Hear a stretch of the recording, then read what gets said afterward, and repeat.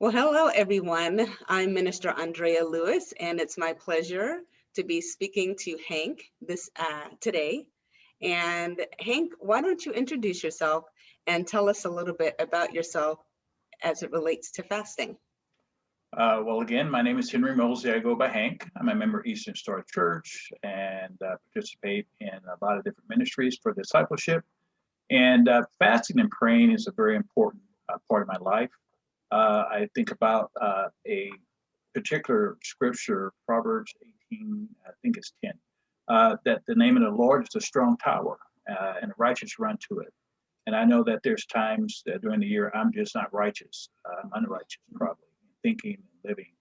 And so fasting and praying is an awesome time to get commitment going and just spending that communion with the Lord. And I look forward to the times I fast during the year, and more importantly, the 40-day fast that we have.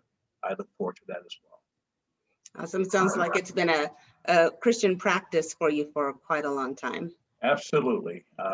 Came up with a family, a mom and dad that fasted and prayed as I was coming up. Didn't know why, but as I got older, I came to realize that that was just a part of their obedience to Christ, and it became very natural to my family and to myself. Excellent. Very good. Well, tell me, what challenges do you face or have you faced when you fasted? Well, good question. You know, challenges are different. Each time that I go to the Lord with the intent of fasting and praying, oftentimes those distractions come about in various ways. Oftentimes it's food, but not that much with food. It usually has to do with other temptations that come across, like distractions, just taking time, or saying I'm going to fast for 10 days and I want to quit on day 7. So those are challenges. But I think more than anything, one of the biggest issues for me is my love of desserts. So if it's a food issue, desserts becomes the competition between my will and God's will. And I know that the flesh is weak. I know that encounters are real, but I also know that God is able. And so it helps me get through those challenges where I don't spend so much time thinking about what I'm not doing versus what I can do through Christ. Excellent, excellent. So have you had an answer to prayer or unexpected blessing as a result of your fast? Well, you know, it's interesting that you ask. I know that oftentimes when we think about blessings, we think about tangible things. But I believe it's Numbers 24, 26. And I hear you saying it occasionally, and Pastor says it's about that the Lord bless and keep us. And keeping sometimes comes through the form of protection, where He provides security and safety. And I remember a time a few years ago, it was during the 40-day fast. I was on my way to taking my wife to a eye appointment, and I had a seizure.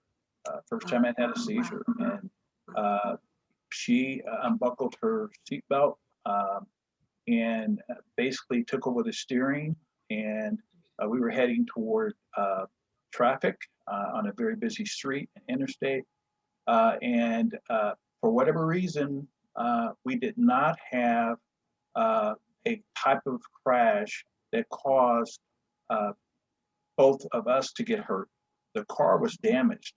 And so I just believe that because we were being obedient to God at the time, that we were saved from a serious injury because we were praying and fasting at that very moment. We're kind of in the middle of that prayer and fast time.